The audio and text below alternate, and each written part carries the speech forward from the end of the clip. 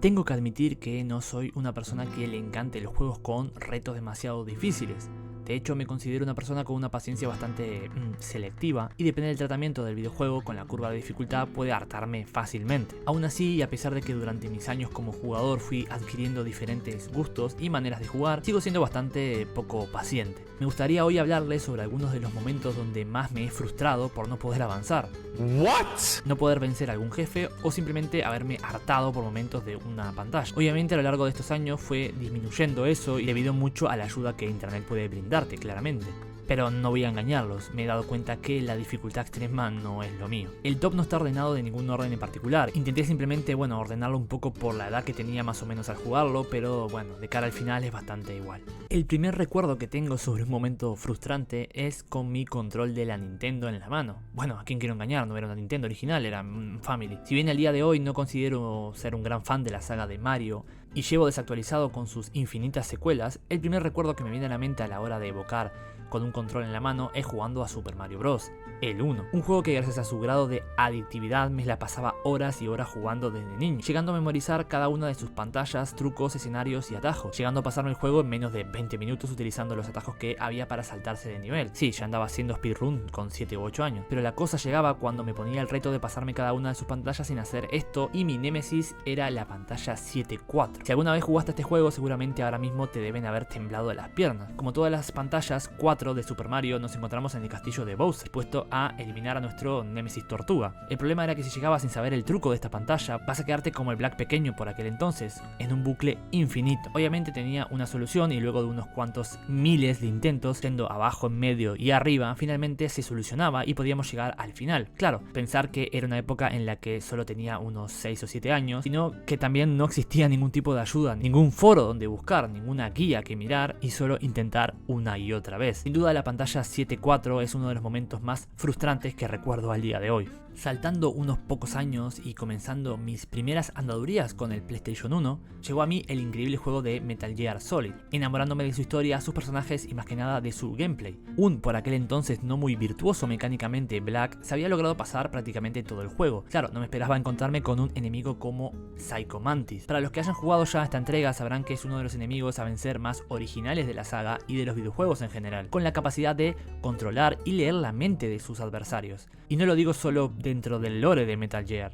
Primero que nada, nuestro enemigo Psycho Mantis posee la mente de Maril, lo que nos obliga a vencerla sin utilizar nuestra arma, por lo que hasta aquí tampoco está muy difícil, basta con darle un par de volteretas para que se tranquilice un poco. Luego de leernos la mente, cosa que como digo es una increíble muestra de la originalidad por aquel entonces de esta entrega, dándonos diálogos diferentes según cómo hayamos jugado la partida hasta ese momento, incluso leer nuestra alma y decirnos qué juego teníamos guardado en nuestra memory card del Play 1. La batalla real contra este enemigo no es muy difícil, quitando que mi yo de aquel entonces no era un máster controlando el mando de la Play. La batalla consistía en dispararle a Psycho Mantis mientras pudieras, evitando las cosas que te lanzaba y de vez en cuando tener que tumbar a Maril, sin lastimarla, claro. De hecho, en un momento hay que hacerlo muy rápido antes de que se pegue un tiro. La cosa es que sin saber el truco, Psycho Mantis puede leer tus movimientos y literalmente aplastarte en un segundo, convirtiendo este combate en casi una imposibilidad. El truco radica en que si cambiamos el mando del puerto al número 2, logramos que Psycho Mantis no pueda leer nuestra mente y poder así vencerlo de manera mucho más fácil. Realmente mucho más fácil. Y el tema es justamente saber este truco. Las primeras 1000 veces que lo intentas fracasas y recuerdo que un amigo por aquel entonces me pasó aquel dato tan útil. Sin duda aún recuerdo la tarde de incontables intentos por vencer a este ser.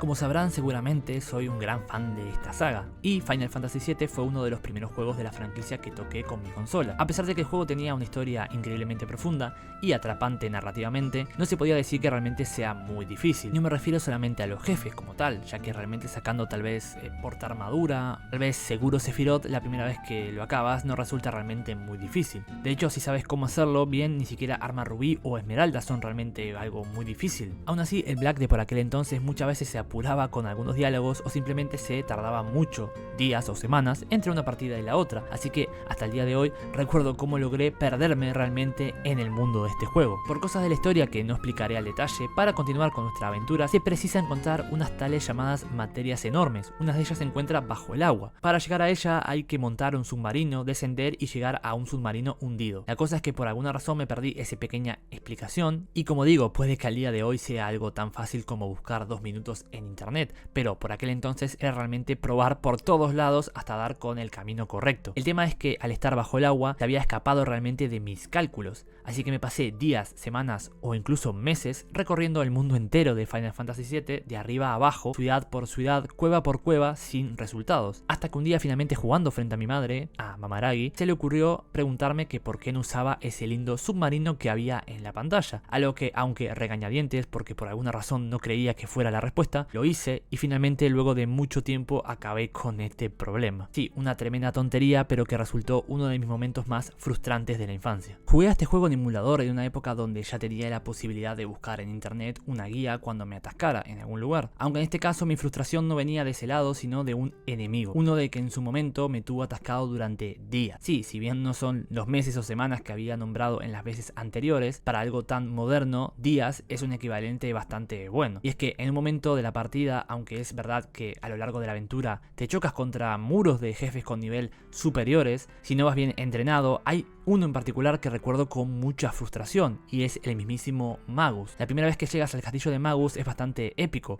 no solo por el momento de la historia, sino por su recorrido.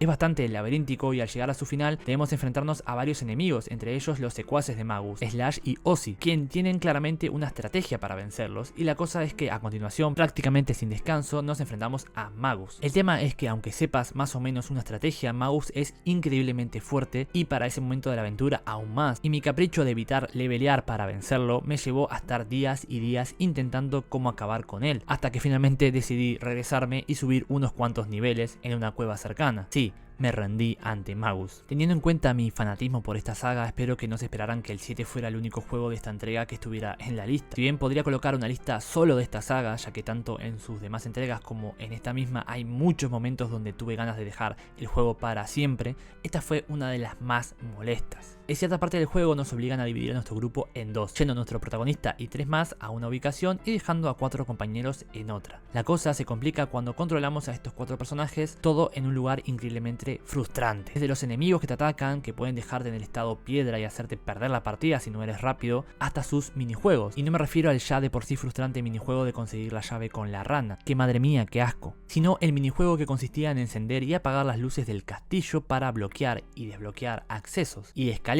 que nos permitirá ir avanzando hacia la salida. Cuando volví a jugar este juego años después noté que realmente no era tan difícil y seguía una lógica bastante fácil de comprender. Como digo, tengan en cuenta que el Black de aquella época no tenía ni la mitad de la experiencia del de hoy, ni la forma de consultar una guía cómo solucionar el problema. Me pasé literalmente meses encendiendo y apagando combinaciones de velas para dar finalmente con la que me permitía salir de ese maldito castillo. Aunque ahora, como digo, me resulta ya casi una nimiedad e incluso podría hacerlo de memoria, aún me trae recuerdos muy dolorosos. Aún recuerdo las tardes de verano y noches en las que me pasaba jugando a Yu-Gi-Oh! Forbidden Memories, para mí el mejor juego de la franquicia jamás creado. Los que lo hayan probado por su momento, o incluso ahora, porque el juego ha envejecido muy bien, sabrán que es increíblemente adictivo. Los duelos, su mecánica e incluso su historia, si lo jugaron en español simplemente era una maravilla. Y generalmente el escalado de dificultad era realmente bastante bueno, pero siendo un reto bastante entretenido. Menos en un momento, donde enfrentábamos por primera vez a este duelista, que representaba realmente la cumbre de toda la dificultad. Por la historia ese combate realmente podemos perderlo, de hecho es casi imposible ganarlo realmente con el nivel de nuestras cartas en ese momento, ya que este duelista posee cartas de nivel inalcanzable para ese momento de la historia para nosotros, incluso sabiendo de memoria las fusiones para crear las cartas más fuertes. La cosa es que llegando un momento volvemos a enfrentarnos a este personaje y aunque nuestras cartas son realmente mucho más poderosas, aún recuerdo las incontables derrotas que acumulé contra este señor hasta vencerlo por primera vez, con una carambola de turno, fusiones y demás, que seguramente al día de hoy, si vuelvo a repetirlo, no podría hacerlo realmente.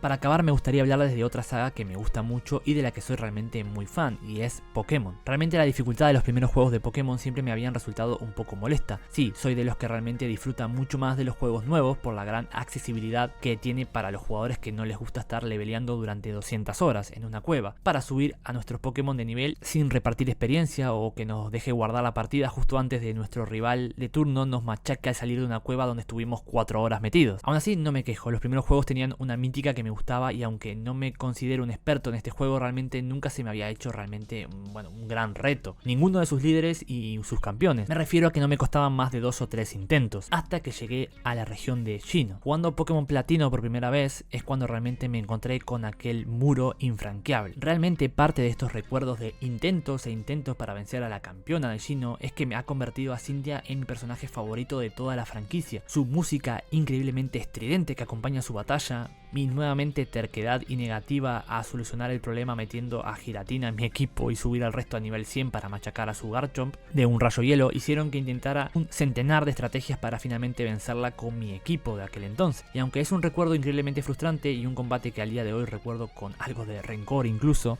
es también uno de los momentos más gratificantes de toda mi carrera como jugador. Espero que les haya gustado el video y que compartan alguno de estos momentos frustrantes. Obviamente me encantaría leer los suyos en las cajas de comentarios porque seguramente tienen muchos más y algunos incluso que podemos compartir y que no pudieron entrar en mi top para no hacer un top 100. Así que por favor esta vez dejen en los comentarios sus momentos más frustrantes o si han compartido como yo alguno de estos. Sin más gente, como siempre les digo, pueden suscribirse, darle like, compartir y chequear en la descripción el link a mis demás canales. Sin más gente, yo soy Black y me despido hasta la próxima. Bye.